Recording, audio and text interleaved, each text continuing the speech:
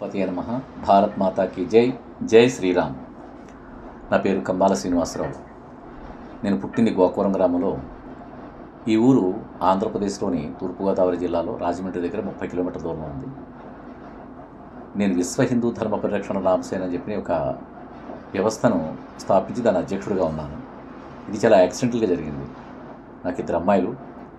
హైదరాబాద్లో స్థిరపడి అక్కడి నుంచి 2 అమ్మాయిలు కూడా అమెరికాలో వివాహం చేశాను. ఎక్కువగా నేను అమెరికాలో ఉంటుండేవాడిని. 6 months అక్కడ, 6 months ఇక్కడ ఉండేవాడిని.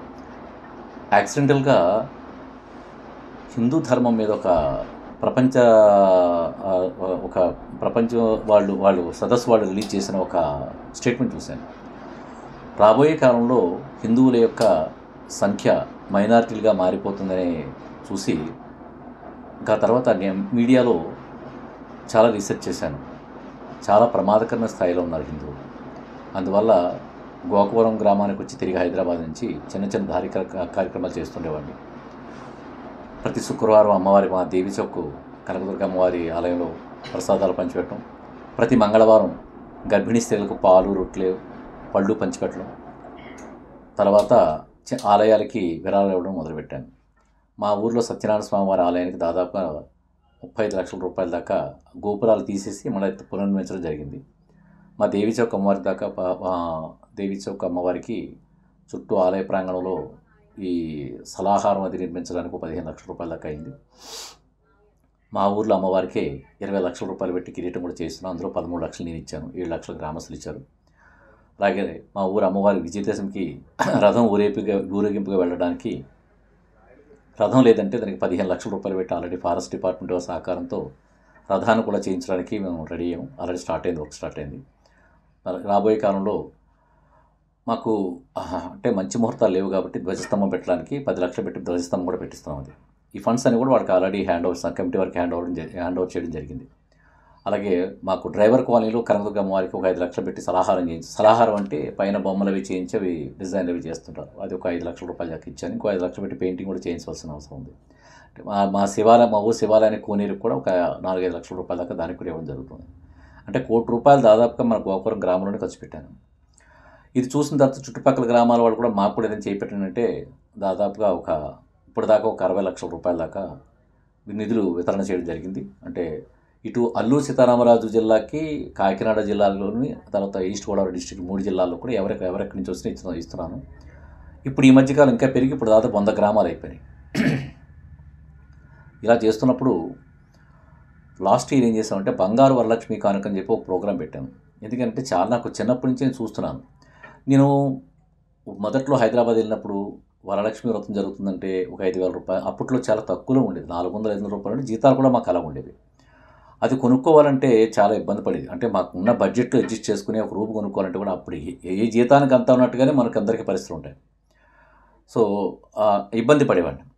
నాకు అది మనసులో ఉండిపోయి నాకేమనిపించిందంటే మహిళలకు ఏదైనా ఉపకారం చేద్దామని చెప్పి ఉద్దేశంతో లాస్ట్ టైం బంగారు వరలక్ష్మి కానుక అని చెప్పి మా దేవి చౌక్ ఆలయంలో అమ్మవారి ఆలయంలో 3,000 మందితో రిజిస్ట్రేషన్ చేసుకుని దాంట్లోంచి లాటరీ తీసి ఒక 83 మందికి గోకవరంలో 5,500 రూపాయలు విలువగల ఒక్కొక్క గ్రాము బంగారు రూపాయి ఇవ్వడం జరిగింది. అది ఇచ్చిన తర్వాత పెంటపల్లి వాళ్ళు, గాదిరిపాలెం వాళ్ళు కూడా అడిగారు. వాళ్ళకు 10 చొప్పించాను. దాదాపుగా 103-110 దాకా ఇచ్చాం లాస్ట్ ఇయర్. అప్పుడు చేసినప్పుడు ఒక మహిళని కదా, చాలామంది మహిళలు నా దగ్గరికి వచ్చి, మేము పేదవాళ్ళం అండి, మా జీవితంలో ఎప్పుడూ కూడా బంగారు రూపు కొనుక్కుంటామని చెప్పని ఇటువంటి ఆలోచన ఉండేది కాదు.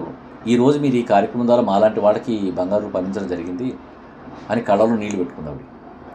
అదే స్ఫూర్తితో అది చూసిన తర్వాత నాకు కూడా బాధ అనిపించింది. అదే స్ఫూర్తితో ఇప్పుడు ఈ సంవత్సరం ఏమనుకున్నానంటే దాదాపుగా చాలామంది నేను చూస్తున్నాను భక్తి భావాలు చాలా కలిగి ఉన్నారు.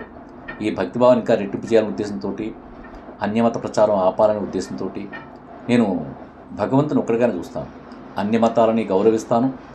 క్రిస్టియన్ అయినా, ముస్లిం అయినా, హిందూ అయినా నాకు ఒకటే భావన ఉంటుంది. ఇప్పుడు ఏ దేవుడిని విమర్శించను, ఏ మతాన్ని విమర్శించను, ఏ మతానికి సంబంధించిన దేవుడిని కూడా విమర్శించను. కానీ హిందూ ధర్మానికి హాని కలిగితే నాకు ఇబ్బంది అవుతుంది. దాని మీద స్పందిస్తాను నేను.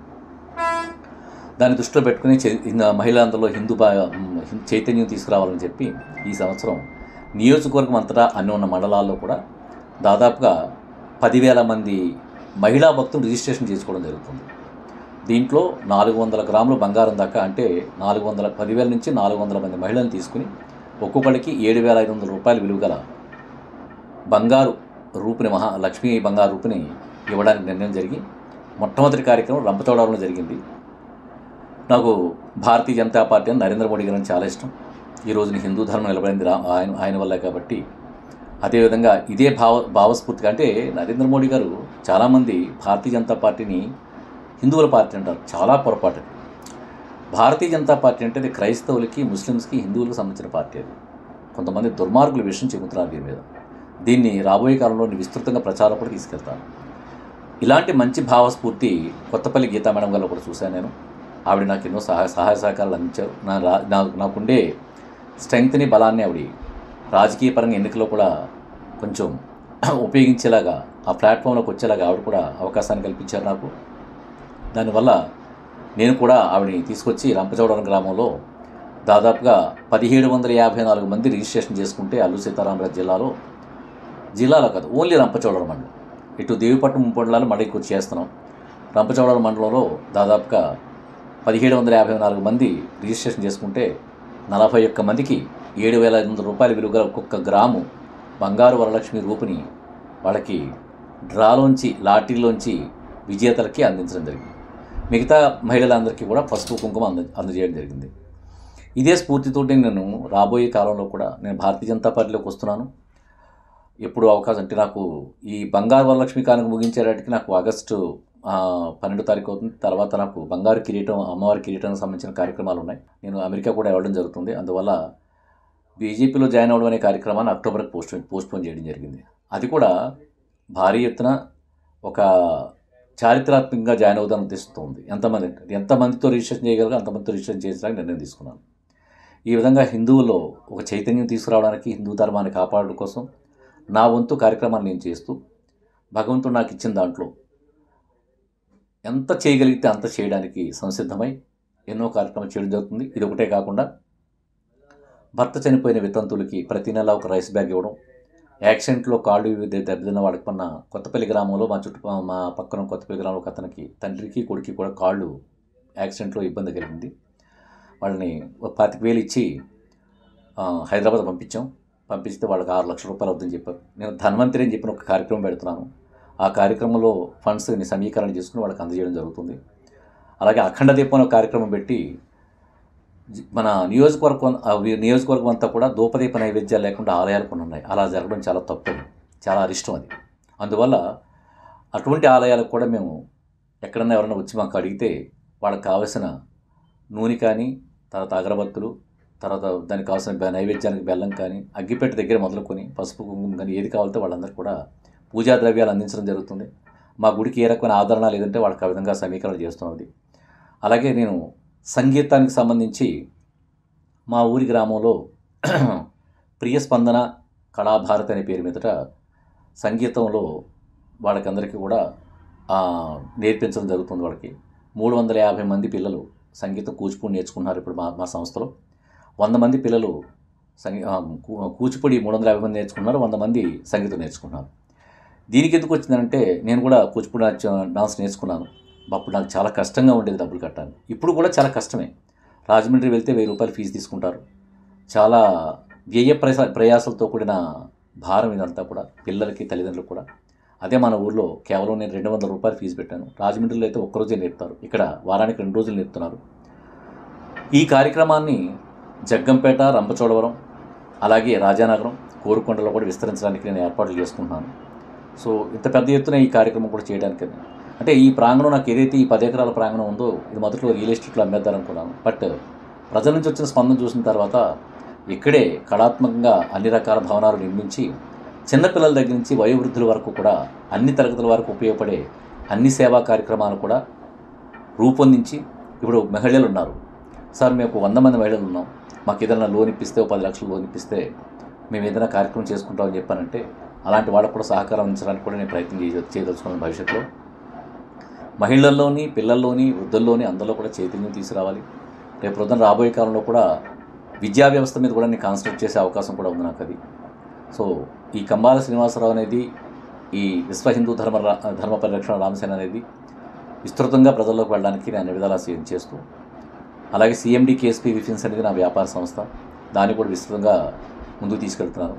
ఈ విధంగా భగవంతుడి దృష్ట్యా సామాజిక పరంగా, రాజకీయ పరంగా అన్ని వర్గాల వారికి, అన్ని మతాలు, కులాలు, జాతుల వాళ్ళకి నేను ముఖ్యంగా మా ఊరిలో ఉన్న ఎక్కడైతే సంజీవనగరం అని చెప్పిన అందరూ దళితులు ఉంటారు, దళితవాడల్లో ఎక్కడెక్కడ ఉన్నా కానీ అనేక ప్రాంతాల్లో మా ఊరికి సంబంధించిన అనేక అంటే విడివిడిగా ఉన్న ప్రాంతాల్లో ఎవరైతే కష్టాల్లో ఉంటారో, మా లైన్మ్యాన్ రాజు గారిని ఒక ఆయన పయనించి పడిపడి దళితులు వారి ఇంటికి వెళ్ళి వారికి కావాల్సిన సహాయం అందించాను.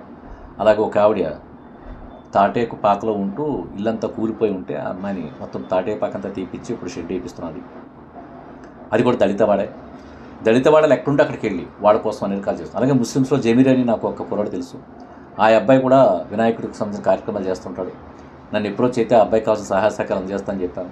ముస్లిమ్స్లో కూడా ఎవరైనా పేదలు ఉంటే వాళ్ళకి కావాల్సిన సహాయం అందజేయడం కూడా నాకు ఏమాత్రం వెనుకంజలేదు. కానీ ఒకటే కోరుకుంటున్నాను, హిందూ అయినా, ముస్లిం అయినా, క్రైస్తవుడైనా భగవంతుడికి మతానికి సంబంధం లేదు. భగవంతుడు ఒక్కడే ఉంటాడు. ఇది ప్రతి ఒక్కరు తెలుసుకోవాల్సిన ముఖ్యమైన విషయం. అది మతం అనేది కొంతమంది స్వార్థానికి ఉపయోగించుకుంటారు, విడగొట్టడానికి, వాడు బ్రతుకు తెరువు కోసం విడగొట్టుకుంటారు.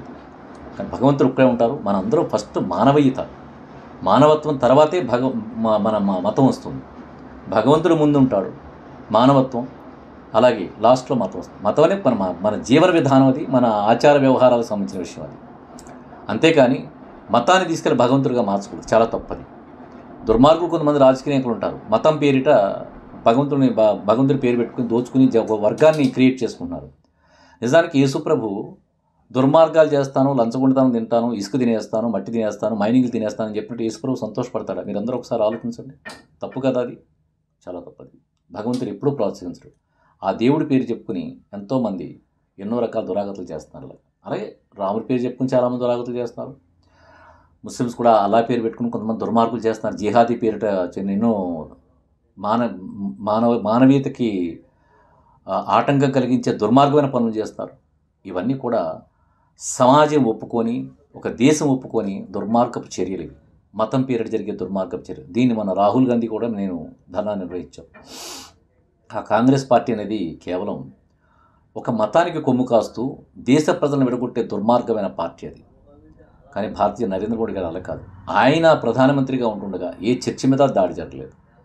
ఆయన ఎన్నో ముస్లిమ్స్ని, హిందువుల్ని, క్రైస్తవుల్ని ఒకే విధంగా ఆయన తలుచుకుంటే చర్చి లేకుండా చేయగలడు. ఆయన భారత ప్రధాని అనేది ఆయన తలుచుకుంటే మసీదులు లేకుండా చేయగలడు. కానీ ఆయన చాలా ధార్మికంగా ఆలోచిస్తూ ప్రతి మతాన్ని గౌరవిస్తుండే ఆయన. అందుకోసమే నేను నరేంద్ర మోడీ వీరాభిమానిని. ఆ పార్టీలో రాబోతున్నాను. దేశానికి, నా ఊరికి, నా మండలానికి, నా నియోజకవర్గానికి, చుట్టుపక్కల నియోజకవర్గం, నా రాష్ట్రానికి ఎంత విస్తృతమైన సేవలు చేయాలో అంత విస్తృతమైన సేవలు చేయడానికి నేను సిద్ధంగా ఉన్నాను తెలియజేస్తూ, ముఖ్యంగా పాత్రికేయులకు నేను రుణపడి ఉన్నాను. ఎందుకంటే ప్రజలకి మాకు మధ్య పాత్రికేయులు నిర్వహించే పాత్ర అత్యంత ప్రతిష్టాత్మకమైంది, విస్తృతమైంది, చాలా విశిష్టమైంది. అందువల్ల వారికి ప్రత్యేకమైన ధన్యవాదాలు తెలుపుకుంటూ, రాబోయే కాలంలో మీ అందరికీ అండగా ఉంటాను. ప్రత్యేకించి పాత్రికేయులకు కూడా అండగా ఉంటానని తెలియజేస్తూ, భారత్ మాతా కీ జై, జై శ్రీరామ్.